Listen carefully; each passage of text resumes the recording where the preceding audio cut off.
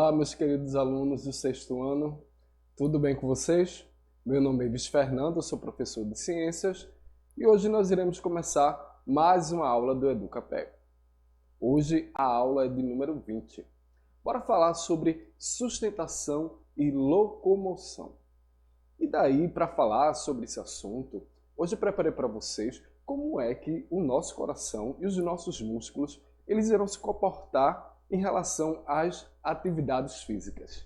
Bora começar a nossa aula? Bom, quando eu falo de sustentação e locomoção, bora falar que o corpo ele vai se adaptar ao exercício. Ou seja, a falta de atividade ela vai destruir a boa condição de qualquer ser humano, enquanto o movimento e o exercício físico ele vai ser metódico e vai salvar e preservar a nossa vida. E daí a gente vê que o corpo humano ele vai ser projetado para a ação. Os grupos musculares, como os tendões e os ligamentos, eles vão permitir que os braços e as pernas eles realizem ali uma ampla variedade de esforços. E vai ser justamente o nosso cérebro que vai coordenar a liberação de sangue e de oxigênio que vai estar presente no nosso corpo. E se tratando ali do coração. O coração ele tem um tamanho aproximado de um punho humano. Justamente, ele vai ser que vai bombear cerca de 5 litros de sangue por 96,5 quilômetros de vasos sanguíneos. Justamente, 96,5 quilômetros de vasos sanguíneos por um minuto ali em repouso. E uma pessoa que pratica atividade física ou que não pratica, o coração ali, quando aquela pessoa não está praticando atividade física, né, ele vai bater cerca de 60 a 80 vezes por minuto. Isso no repouso. Né? E esses fenômenos a gente dá o nome de frequência cardíaca. Bora falar sobre a nossa frequência cardíaca. Cada vez que o coração ele contrai o sangue, né, ele vai ser transportado por meio das artérias. Este movimento aí de contração do coração, ele vai ser chamado de sístole. O sangue ele vai voltar pelo coração pelo lado direito, ou seja, por meio das veias, não das artérias. E neste momento o coração ele vai relaxar para receber o sangue e este movimento ele vai ser chamado de diástole. Ou seja, o sangue ele vai ser transportado por todo o corpo por meio dos vasos, que é denominado de artérias. A força justamente do sangue contra as paredes dessas artérias, ela vai ser denominada ali de pressão arterial. E a pressão arterial, ela é maior quando o coração ele vai se contrair. Neste momento, que é denominado de pressão arterial sistólica. E quando o coração ele relaxa, ele vai cair, que é denominada a pressão arterial diastólica. Então, em ambas pressões arteriais são ali importantes e usualmente apresentadas, né, juntas, como uma expressão. Quando eu falo que é apresentadas juntas como uma expressão, eu acho que vocês já ouviram falar quando alguém vai aferir a pressão, né, que a pessoa vai utilizar um aparelhozinho e esse aparelho ele vai te dizer quanto é que está a tua pressão.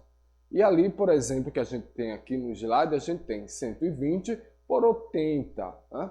A gente diz que é 12 por 80. Como é o primeiro número, que é representado a sístole, e o segundo vai ser representado ali a diástole. E ali a gente tem agora, na telinha, o que é uma pressão normal. Ou seja, você pode me perguntar, professor, quando é que eu sei que a pessoa está com uma pressão normal, uma pressão alta ou uma pressão baixa? A pressão alta a gente chama de hipertensão. A pressão que é baixa a gente chama de hipotensão. Né? E aí a gente vê que os dados, né, quando a pessoa está com a pressão ali de 100 a 70, ou seja, de 10 por 7, ou de 139 a 89, ou seja, de 13,9 a 8,9, é uma pressão que é normal.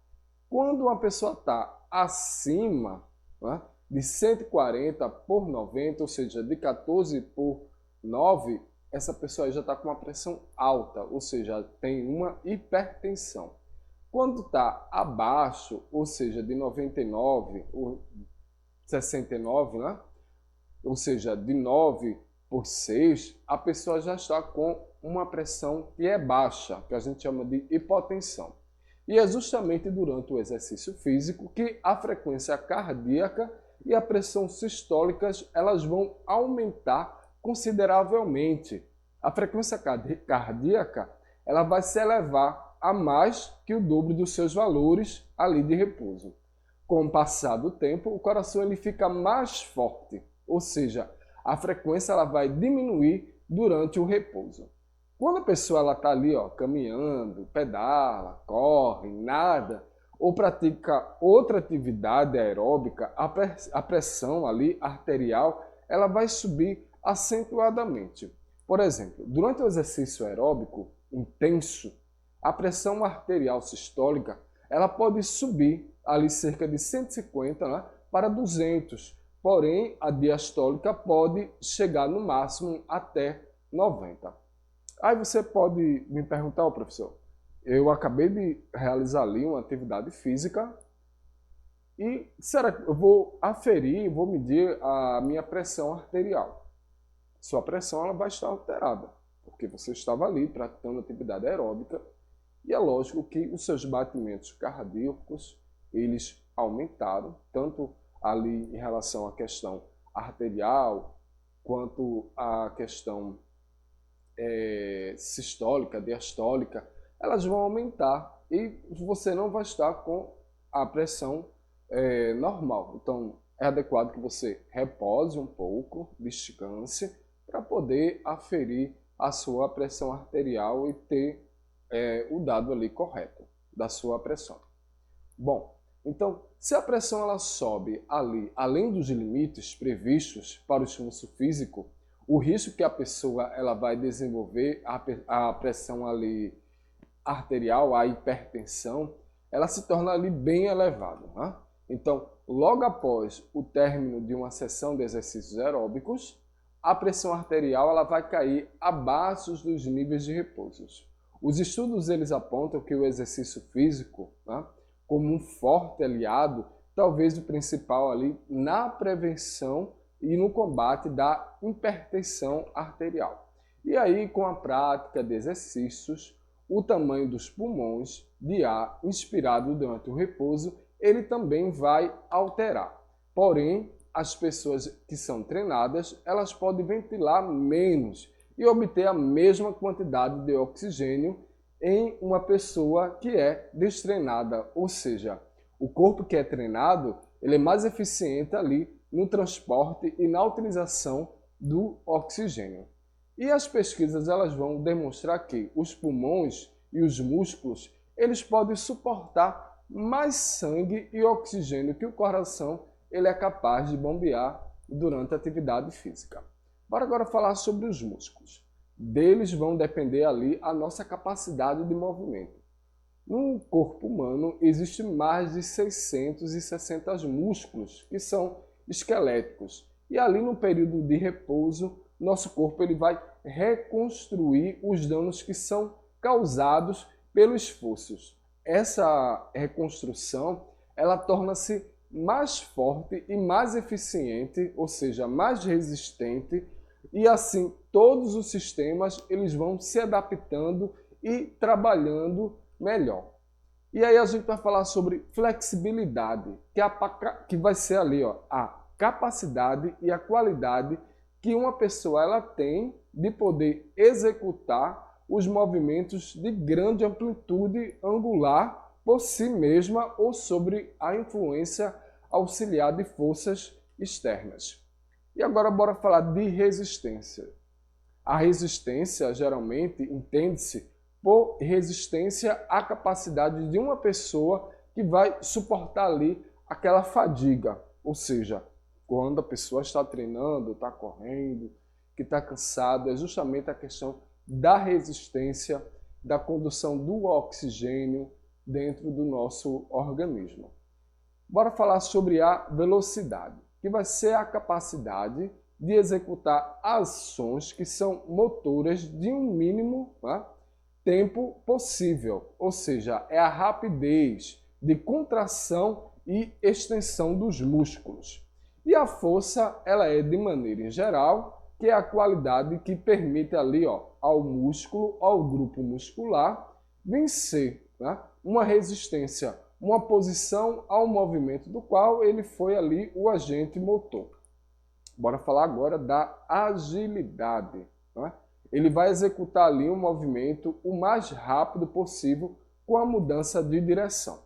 E quando eu estava falando de sustentação e locomoção, a nossa aula de hoje ela foi justamente para falar como é que o nosso corpo, o nosso coração e nossos músculos, eles vão reagir em relação ao exercício físico. Toda vez que a gente pratica o exercício físico, ele vai justamente nos ajudar na questão da nossa pressão arterial e de nossa resistência muscular em relação às atividades físicas. Quando a pessoa lá tem o corpo treinado, ela consegue, na realidade, uma maior capacidade de que o seu organismo ele trabalhe melhor a sua eficiência em relação ao oxigênio que está ali percorrendo o seu organismo e os batimentos cardíacos que são justamente